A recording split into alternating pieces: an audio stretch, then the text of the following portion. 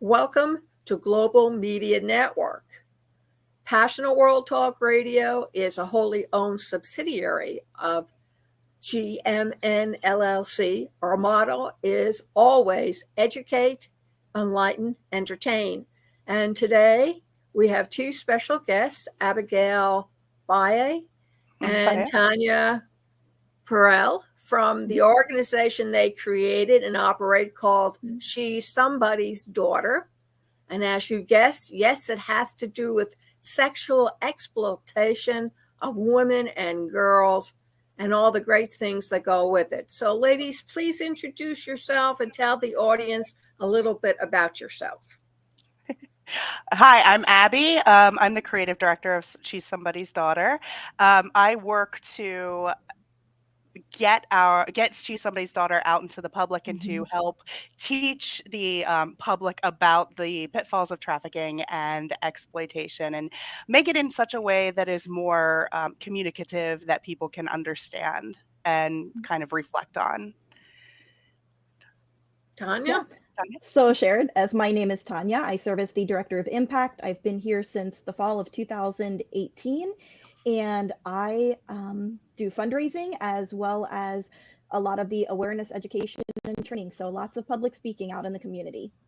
Oh, got a lot of practice. So what inspired you to, especially you, Abby, to create a nonprofit like this? Well, we didn't actually create it. This has been around for about 10 years. And it's, Tanya, do you want to fill Lillian in on the beginnings? Yeah. Oh, sure. So we started in 2012 as an awareness initiative. Our founder, who is no longer with the organization, wanted to help educate the public on the links between pornography, the commercial sex industry, and sex trafficking. And so she started doing awareness education with some billboards and a website. And it has grown from there. And so from there came outreach into areas where exploitation took place. But yeah, she just felt a heart to educate the public on the links between those three different things. And she should. So what kind of signs do people need to look out for, especially parents? We've had a lot of abductions when I was living in Michigan. Ann Arbor wasn't too bad, but their main city, Detroit, was terrible. And it's the cities in which a lot of this is going on underneath people's noses because they don't recognize the signs. So could you give an example of some of the signs that a person who's observant? Sure, I would say some of the things you said are correct, but a lot of people are surprised to find, especially in the US, the majority of those that are trafficked, about 95 to 97% are trafficked by actually someone they know and trust.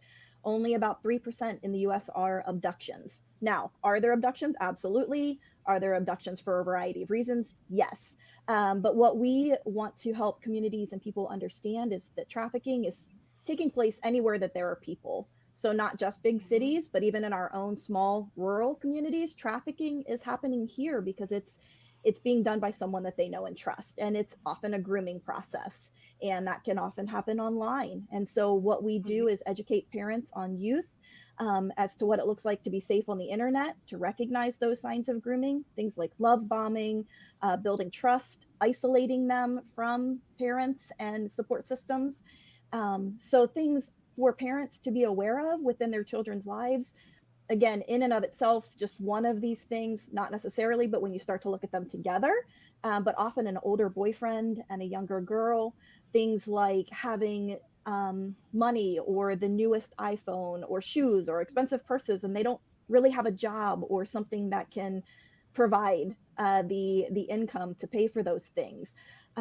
Just evidence of isolation and being controlled can also be. So, you have this boyfriend who is really wanting to spend all of his time with his girlfriend, and so parents aren't seeing her very often. So those types of things are often beginning signs that parents can be aware of and what they can be looking for. So they definitely prey then on women and girls who feel unloved, maybe abandoned, have been abused at home, runaways on the street who feel like they're safer on the street than they are at home. It sounds like it could be a cult. during the 70s Yes. and late 60s, the Mhm. Hare Krishnas. That's exactly how they snared young boys and girls into their temples by offering them sweet things, bringing them in where they didn't sleep for 2 or 3 nights, and then they started breaking them down and brainwashing them. So I suspect Yeah. that's the same tactics. What they try to do, what traffickers try to do is to figure out what you're lacking in your life. So it could be you are homeless and you need a couch to sleep on. It could be that you are feeling lonely, that maybe you aren't getting the love that you need at home, or you just don't feel like you have a place in society. And so what the traffickers do is come in and look at those vulnerabilities and then give the person exactly that what they need. And then they start to chip away at you psychologically and start using love bombing, and then the abuse starts to come in. So they definitely do look at what your specific vulnerabilities are, and they're very good at this, so that they can capitalize on that. Would you consider the love scammers that everybody is on Facebook, YouTube, whatever, and the social media, where women specifically are being picked up by guys who have the same MO every time you speak to them, and they do the same thing that way as well? Are they part and parcel of the pornography and the trafficking that's going on? If you're talking about like sugaring, like sugar daddies, things like Yes. that. Yes. Yeah, yes, yeah, that can sometimes lead to exactly trafficking. And it's important to remember that people can be trafficked while never leaving their home at all through the internet.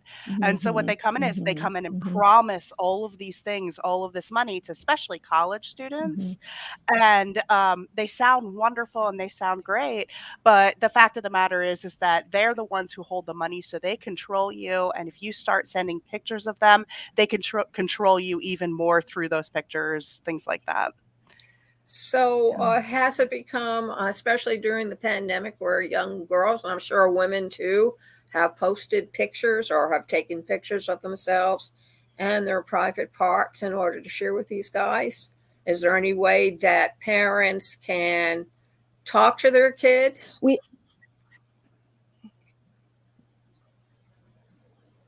That's a question. We have ladies. definitely seen a shift to the online. It was happening yeah, it was happening even before the pandemic, but what I saw was the pandemic really pushed things online. And so camming, so either videos or pictures, things that we saw turning to that, make a living and to have money to support themselves and their family. So for parents, being aware of that as well. Yes, because what often happens, girls are hearing about all this money that gets made each month by women who are doing this, and they think, oh, I can just post some pictures of myself in a bathing suit or whatever the case may be. And that might work for a little bit, but unfortunately, that's not going to last for very long. And it becomes then more and more needs to be done and stripped away in order for them to make money. What we're also finding is that pimps and traffickers are on those sites. And so they're seeing these individuals who are struggling maybe to make a lot of money. And so they'll approach them and say, hey, let me help you. Let me take over your marketing. Let me do these things. And then that becomes a trafficking situation. And so again, like Abby said, they've never even left their home. So for parents having conversations with their kids as far as what they post online, is out there. Even when you think you've deleted something, there's a digital footprint that is left behind. There are screenshots, there are things that can be dug up. And so for parents to engage with their children is so important. Talking with them about the internet and what they're posting, why they're posting the things they're doing, why do they enjoy the apps that they're on. But the biggest thing that we preach to parents is engagement. Engage with your children and have conversations. Now, do you have safe houses to suggest to parents? Should they be able to excruciate their kids from getting, even after they get involved? Does your organization help these kids and women reacclimate to going back into normal society again? So our focus as far as those that have been trafficked is on those over the age of 18. Under 18, we do internet safety and prevention and things like that. As far as supporting individuals affected, we we do with those over 18. We do have connections with safe homes, a variety of them. We don't have a home, but we have connections with safe homes. So if that is something that they are seeking, we will get them connected with that. We want to be very victim and survivor centered and focused. So whatever it is that they're deciding that they need, very often in these situations, it takes a little while for individuals to even recognize or acknowledge that they were being trafficked, because it is usually someone that they trust, like a significant other. They don't view it that way. And that mental coercion that Abby talked about can be so strong that they need to unwind that. But yes, there are connections with homes if that is what they are seeking at that point. It reminds me when kids were getting indoctrinated into a lot of the cults again during the late 60s, 70s, and the parents had to kidnap their kids to get out of those cults and then put them into a safe house and then bring in a psychologist and a psychiatrist to talk with these kids to really bring them back. And some of them went back because they felt safer where they were already loved and accepted as compared to coming back to mainstream society. And that happens, generally speaking, even for abused women, it takes average 7 times of trying to leave before you can actually leave. And so it's true with trafficking and abusive marriages, things like that. So that's very difficult. We had a guest on, lest we forget, last week, a Dr. Tracy Kemble, who wrote a book about a dictionary of narcissistic behavior. And I suspect that that also has a lot to do with ladies who have been in abusive relationships where their self-worth has been taken from them and it's hard for them to reclaim it back. Yes. So what do you see in terms of success rates with either working with parents or working with kids over 18? Because despite the fact the child is 18, they're still a child. They're not, quote, an adult. This is true. And we obviously know the brain isn't fully developed. So I think it keeps getting later and later. Is it mid to late 20s now? And also we know how trauma affects the brain and how it can put people right back to that childhood. And it just affects the brain development. But as far as success, and we get asked this a lot, and people determine success in different ways. So people outside of our organization often want to hear how many women have left these relationships in these situations. And while, yes, that has happened, like Abby mentioned, there is also often a lot of back and forth. So leaving and returning and leaving, returning before they're completely out of it. So to give you a specific on success rate, I couldn't say we've had, X amount of women who have left these relationships. We have women who have left, but what we also need to understand is when they leave, that's the very start of that journey for them, not the end, because there's so much healing that comes. But for us, as far as success, what we often consider success is when we meet a woman through our outreach locations, and they actually reach out to us to connect with us or to receive support or whatever the case may be. That's a success for us.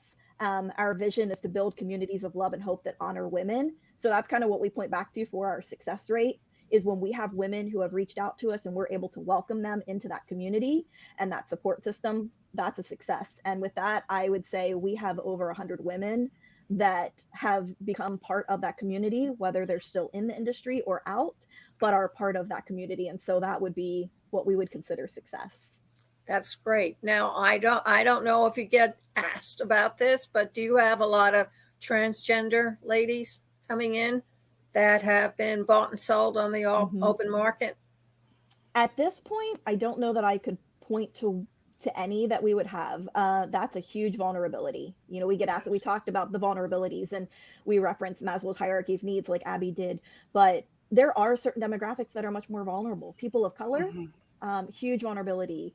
Undocumented individuals, huge vulnerability. LGBTQIA plus community, obviously huge vulnerability. And so even though our organization's name is She's Somebody's Daughter, we are going to support anybody, male, female, non-binary, whoever. If they are in need of support, we are going to do our best to support them as we are able. So yes. Terrific. So where can people online find the organization, and how can they contact either one of you if they have questions that I haven't asked, so that they can be forewarned and forearmed. Mhm. We have she'ssomebody'sdaughter.org, and then we are also on Facebook, Instagram, and TikTok, and LinkedIn now. Yes. And She's Somebody's Daughter. Is there an email they can reach you at? Sure. You can reach me at Tanya. It's TANYA at she'ssomebody'sdaughter.org. And Okay. I am Abby at she'ssomebody'sdaughter.org. Terrific. Do you have any final words or words of wisdom you want to pass along? Abby, I'll let you go first. Do you have anything? Oh, goodness. The one thing that we've talked about often with separate groups is that when you post on the internet, when you post every struggle that you have on the internet, understand that that is out there for a wide audience, and not everybody on your friends list is your friend, and they can use what you post as a vulnerability to try and entrap you. So be careful what you post. Don't post everything. Yeah. Tanya? And I just going back again, parents engage. Know what your children are doing online, who they're talking to.